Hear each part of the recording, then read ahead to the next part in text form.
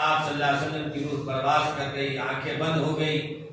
اس کے بعد بحران مچ گیا، پورے مدینے میں ہلچل مچ گئی۔ ایک وہ دن تھا جب مدینے والے نبی کا انتظار کر رہے تھے اور خوشی سے جھوم اٹھے تھے۔ آج وہ دن ہے کہ غم میں سب ڈوب۔ حضرت بکر صدیق رضی اللہ عنہ بہت کافی دور گئے ہوئے تھے، وہاں سے واپس بھاگے بھاگے تشریف لائے۔ آپ صلی اللہ علیہ وسلم کے چہرے مبارک سے کپڑا ہٹایا اور پیشانی کو چوما، اور اس کے بعد اللہ کے نبی صلی اللہ علیہ وسلم کے لیے اتنی دعائیں آپ نے۔ اس کے بعد حضرت بکر صدیق رضی اللہ تعالیٰ مسجد میں تشریف لے گئے۔ معلوم یہ ہوا کہ یہاں حضرت عمر رضی اللہ تعالیٰ کھڑے ہو گئے، جو یہ کہے گا کہ محمد کا انتقال ہو گیا، محمد وفات پا گیا، اپنی تلوار سے اس کا سر قلم کر دوں گا۔ سارے لوگ گھبرانے ہوئے تھے۔ حضرت بکر صدیق رضی اللہ تعالیٰ اللہ نے ان سے ہر موقع پر کام لیا۔ آپ سیدھے مسجد نبی میں تشریف لے گئے، منبر رسول پر کھڑے ہوئے اور آیت پڑھی، انک میت وانہم میتون، اور پھر آیت پڑھی آپ نے کہ ہر ذی روح کو موت کا، کل نفس ذائقۃ الموت، ہر چیز کو، ہر جاندار کو موت کا مزہ چکھنا ہے۔ اور اس کے بعد فرمایا، اے لوگو اگر تم محمد کی عبادت کرتے تھے تو یاد رکھو محمد آج رخصت ہو گئے، ان کی وفات ہو گئی، اور اگر تم اللہ کی بندگی کر رہے تھے جو اللہ حی جو ہمیشہ سے زندہ ہے، آج بھی زندہ ہے اور آئندہ بھی زندہ رہے گا، اللہ کی بندگی کرتے تھے، اللہ کی عبادت کرتے تو اللہ آج بھی زندہ ہے۔ عجیب و غریب آپ نے خطاب فرمایا۔ اس خطاب کے بعد پورا مجمع ٹھنڈا ہو گیا اور سب کے دل و دماغ میں بات بیٹھ گئی کہ آپ صلی اللہ علیہ وسلم کی واقعی وفات ہو چکی ہے۔ اس کے بعد تجہیز تکفین کا انتظام ہوا، آپ صلی اللہ علیہ وسلم کو غسل دیا گیا، اور حضور پاک صلی اللہ علیہ وسلم بالکل جب آپ کی روح قبض ہونے والی تھی تو اس وقت آپ ایک صحابی رسول کے ہاتھ میں مسواک تھی، تو آپ صلی اللہ علیہ وسلم غور سے دیکھ رہے تھے، تو حضرت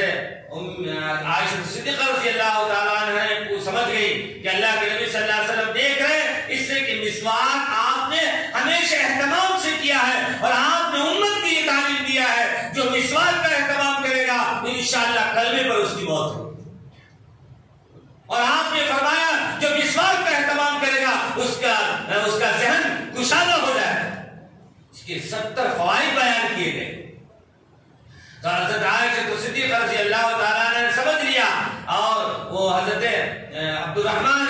بن ابی بکر سے وہ مسواک ہاتھ سے لیا اور اپنے دانت سے نرم کیا۔ اس کے بعد اللہ کے نبی صلی اللہ علیہ وسلم کو مسواک۔ بہرحال حضور پاک صلی اللہ علیہ وسلم کے اس طرح وفات ہوئی۔ حضور پاک صلی اللہ علیہ وسلم کی قبر مبارک کے بارے میں اور جنازے کے بارے میں اب لوگوں کو مشورہ ہونے لگا کہ جنازہ کون پڑھائے گا، جنازہ کون پڑھائے گا۔ روایت میں آتا ہے کہ حضرت بکر صدیق رضی اللہ عنہ نے فرمایا کہ جنازہ کوئی نہیں پڑھائے گا، اللہ کے نبی صلی اللہ علیہ وسلم کا فرمان ہے سیدنا جبرائیل امین آئیں گے اور اس کے بعد میکائیل آئیں گے اور 4 مشہور جو فرشتے ہیں اللہ کے مقرب، پہلے آ کر وہ آپ پر درود و سلام پڑھیں گے اور اس کے بعد اہل بیت خاندان کے لوگ پڑھیں گے اور اس کے بعد ملائکہ کے بعد جو ہے آپ کے اہل بیت کے لوگ اور خاندان کے لوگ سب جنازہ پڑھیں گے۔ چنانچہ حدیث پاک میں آتا ہے 10 لوگ حجرے میں جتنی جگہ تھی تقریباً 9 سے 10 آدمی کے کھڑے ہونے کی جگہ تھی، وہ 10 آدمی کا مجمع جاتا اور نماز پڑھ کر وہاں سے واپس آ جاتا۔ آپ امام الانبیاء تھے، اس لیے آپ کا کوئی امام نہیں بنا۔ اس طرح آپ کا جنازہ ہوا اور آپ صلی اللہ علیہ وسلم کی تجہیز و تکفین کا جو مسئلہ حل ہو گیا، تو اب قبر کے بارے میں آیا کہ آپ کی قبر کہاں کھودی جائے، کہاں بنائی جائے۔ اس سلسلے میں مشورہ ہوا، حضرت بکر صدیق رضی اللہ عنہ نے فرمایا ہم نے اپنی کانوں سے سنا ہے اللہ کے نبی صلی اللہ علیہ وسلم فرمایا کہ نبیوں کا، انبیاء علیہ السلام کا کی وفات جس جگہ پر ہوتی ہے وہی ان کی قبر ہوتی ہے، اس لیے حجرہ عائشہ حضور پاک صلی اللہ علیہ وسلم کا وہی مدفن بنے گا، آپ کی روح وہی قبض ہوئی ہے، آپ کی قبر مبارک وہی بنے گی۔ اب قبر کھودنے کے بارے میں قبر کون کھودے گا؟ ایک شک کی لحد جو قبر کھودی جاتی ہے وہ حضرت طلحہ رضی اللہ تعالیٰ عنہ ایک اور صحابی تھے۔ بہرحال ان اختلافات سب ختم ہو گیا، سارے لوگ متفق ہو گئے، آپ صلی اللہ علیہ وسلم کی قبر مبارک حجرہ حجرہ عائشہ رضی اللہ تعالیٰ عنہا میں کھودی گئی اور آپ صلی اللہ علیہ وسلم کی قبر مبارک وہی بنائی۔